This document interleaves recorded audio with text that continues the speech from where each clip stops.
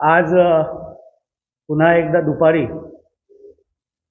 Doctor Jitendra Awhad यांनी पत्रकार परिषद घेऊन काल जे माननीय अजितदादा पवारसाहेब यांच्या चित्रावर एक ट्विट केलं होतं, याबद्दलची पत्रकार परिषद घेतली. आणि ती पत्रकार परिषद घेत असताना त्यांनी अनेक प्रश्न माननीय अजितदादा पवारसाहेब यांना विचारले की सिंचन घोटाळा झाला होता तेव्हा सर्वात पहिले टी व्हीवर आपण मला कागदपत्र जी दिली होती ती वाचून मी टी व्हीवर आपल्याला डिफेंड करायला जायचो. माझं एकच म्हणणं आहे की त्यावेळेला ती गरज डॉक्टर जितेंद्र आव्हाडांची होती. संपूर्ण महाराष्ट्राला स्वतःचा परिचय देण्यासाठी म्हणून, आपला TRP वाढवण्यासाठी म्हणून डॉक्टर जितेंद्र आव्हाड त्यावेळेला टी व्हीवर जायचे. आपण हे देखील म्हणालात की आपण माझ्यावर जर वैयक्तिक टीका केली तर मी देखील करू शकतो, पण आपल्याला बहुतेक विस्मृती झालेली आहे. अनेक महाराष्ट्रातल्या दिग्गज नेत्यांवर आपण अत्यंत खालच्या पातळीवर जाऊन वैयक्तिक टीका केलेली आहे. माननीय राजसाहेब ठाकरे यांचा चेहरा कशा प्रकारे दिसतो हे आपण काही वर्षांपूर्वी बोलला होता. विधान परिषदेच्या उपसभापती माननीय नीलमताई गोरे यांनी किती वेळा आपल्या साड्या बदलल्या, अशा प्रकारचं आपण विधान केलं होतं. किरीट सोमय्या व त्यांच्या पत्नी मेघा सोमय्या यांना संडासातनं पैसे खाल्ले, अशा प्रकारचे आपण वैयक्तिक आरोप केले होते. आणि सर्वात घाणेरडा प्रकार आपण केला होता ज्यावेळेला चिक्की घोटाळा झाला होता.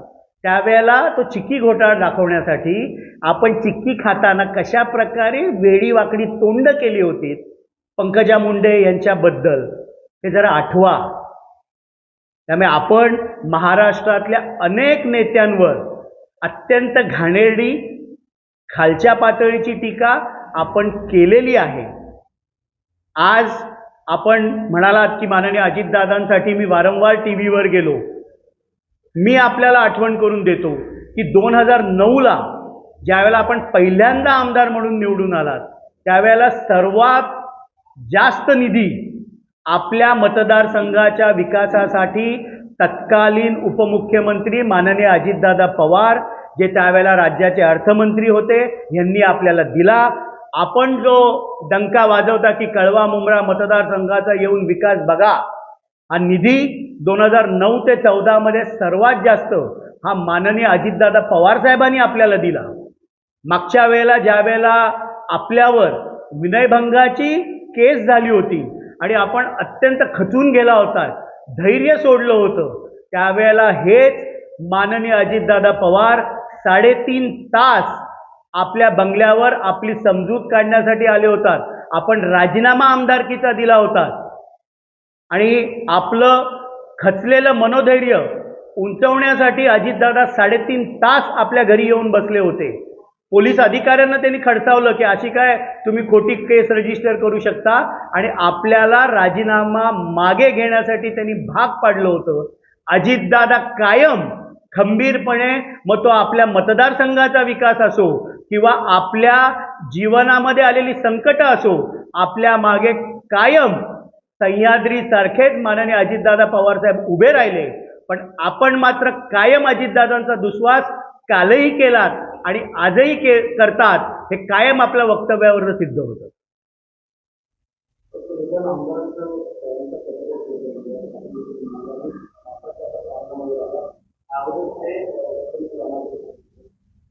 त्यावेळेला निवडणुका झाल्यानंतर 54 आमदारांनी विधिमंडळामध्ये पक्षनेता म्हणून माननीय अजितदादा पवारसाहेब यांची निवड करण्यात आली होती. आणि ते पत्र माननीय अजितदादा पवार साहेबांकडेच होतं. त्यामुळे त्यांना ते पत्र कुठल्या तरी पदाधिकाऱ्यांकडनं सोडण्याची काहीही गरज नाही.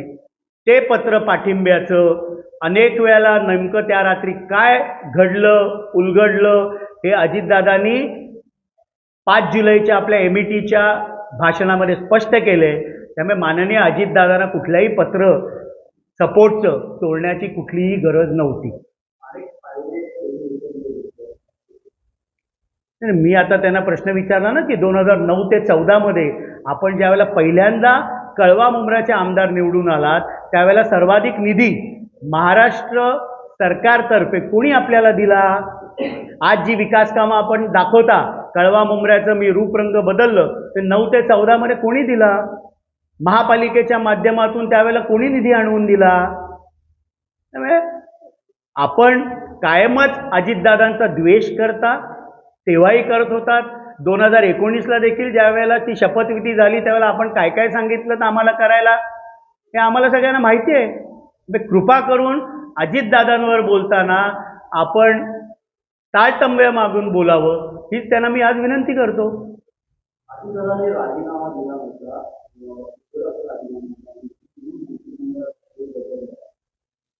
ज्या वेळेला एखाद्या राज्याचा मुख्यमंत्री राजीनामा देतो त्यावेळेला बाय डिफॉल्ट ते मंत्रिमंडळ बरखास्त होतं, कारण काउन्सिल ऑफ मिनिस्टर्सचा चीफ हा मुख्यमंत्री असतो.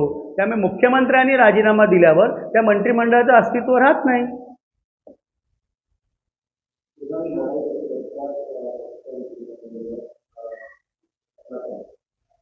इलेक्शन कमिशनमध्ये काल आणि परवाच आमच्या बाजूनी ज्येष्ठ विधितज्ञ मुकुल रोदगी साहेबांनी आमची बाजू मांडली. त्यावेळेला राष्ट्रवादीची घटना, राष्ट्रवादीच्या घटनेनुसार अंतर्गत निवडणुका झाल्या की नाही झाल्या याबाबतची संपूर्ण माहिती त्यांनी इलेक्शन कमिशनसमोर ठेवली.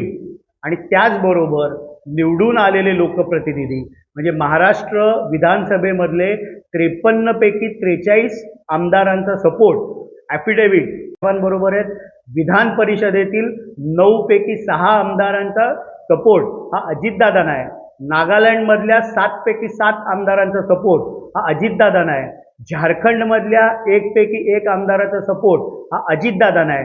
लोकसभेमध्ये 4 पैकी 1 खासदार, राज्यसभेमध्ये 4 पैकी 1 खासदार अशा प्रकारचा लोकप्रतिनिधींचा सपोर्ट हा माननीय अजितदादा पवार साहेबांना आहे. ॲफिडेव्हिट्सबद्दल जशा चुका त्यांनी आमच्या ॲफिडेव्हिट्समध्ये काढल्या, आमच्या वकिलांतर्फे देखील त्यांच्या ॲफिडेव्हिट्समध्ये अनेक ॲफिडेव्हिट्स अंडर एज लोकांची होती. 9 वर्ष, 14 वर्ष, 12 वर्ष अशा प्रकारची ॲफिडेव्हिट्स त्यांच्या बाजूनी दाखल करण्यात आली होती. अनेक ॲफिडेव्हिट्स हे साईन नव्हते, नोटरी नव्हते केलेले, स्टॅम्प पेपर वर हस्ताक्षरं नव्हती की कोणाकडनं स्टॅम्प पेपर घेतला, वेंडरचं नाव नव्हतं. अशा प्रकारच्या अनेक त्रुटी त्यांच्या ॲफिडेव्हिट्समध्ये काढले. पण आमच्या बाजूनी म्हणत असताना की हा क्रिमिनल ऑफेन्स होणार नाही, हे ॲफिडेव्हिट्स इनव्हॅलिड समजले जाऊ शकतात, अशा प्रकारचा तिथे युक्तिवाद करण्यात आला.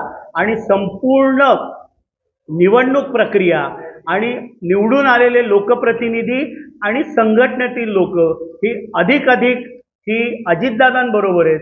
त्याचप्रमाणे 2019मध्ये विधानसभेच्या निवडणुकीमध्ये एकूण मिळालेली 66 लाख मतं, यातील जर 43 आमदारांना मिळालेली मतं पकडली तर ती 41 लाख होतात. आणि म्हणून जास्तीत जास्त संघटनेतली लोक, लोकप्रतिनिधी ही सन्माननीय अजितदादा पवार साहेबांबरोबर आहेत. अशा प्रकारचा युक्तिवाद करण्यात आला. पुढची तारीख ही शुक्रवार मिळालेली आहे. त्यावेळेला आमचे विधितज्ञ ज्येष्ठ मुकुल रोदगी असतील, नीरज कौल असतील, मनजीत सिंग असतील, ही आमची बाजू आम्ही मांडू. आणि आम्हाला विश्वास आहे की कायद्याच्या कसोटीवर पक्षाचं नाव, पक्षाचं चिन्ह हा निर्णय आमच्या बाजूनी लागेल, हा आम्हाला विश्वास आहे.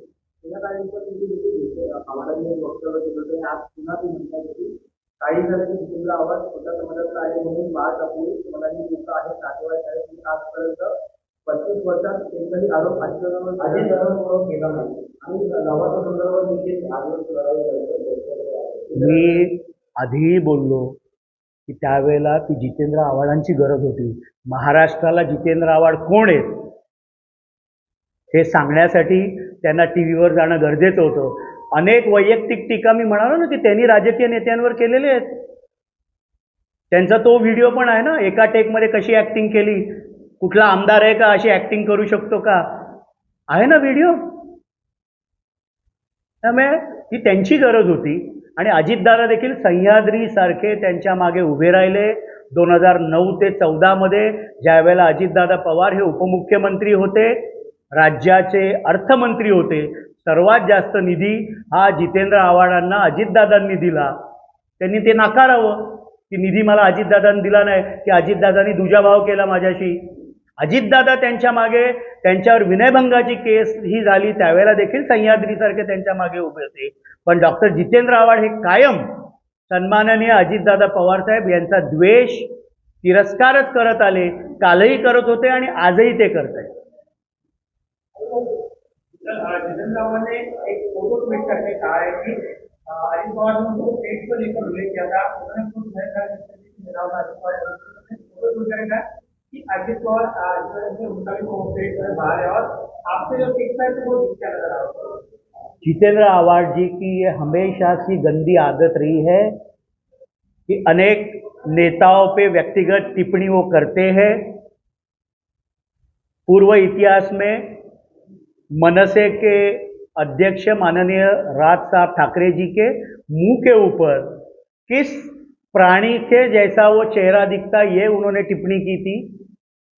विधान परिषद की उपसभापति नीलम जी गोरे, इन्होंने कितनी साड़ियाँ बदली है, ये किसी महिला के वेशभूषा पे जाके टिप्पणी करना ये हमारी संस्कृति नहीं है. किरीट सोमैया जी उनकी पत्नी, उनके ऊपर उन्होंने जो टिप्पणी की. पंकजा मुंडे जी का जब चिक्की घोटाला हुआ था तो किस गंदे तरीके से चिक्की खा के उन्होंने मुंह बनाया था, ये पूरे महाराष्ट्र ने देखा है. और वो भी वीडियो उनका बाहर आया था कि कोई आमदार एक टेक में ऐसी एक्टिंग कर सकता है क्या. तो इसलिए वो उनकी हमेशा से शैली रही है व्यक्तिगत टीका करनी, व्यक्तिगत लोगों से बात करनी, आरोप करने. लेकिन जब खुद पे आए तो मैंने कभी जिंदगी में ऐसा किया ही नहीं, कि उनकी हमेशा से पुरानी फितरत रही है.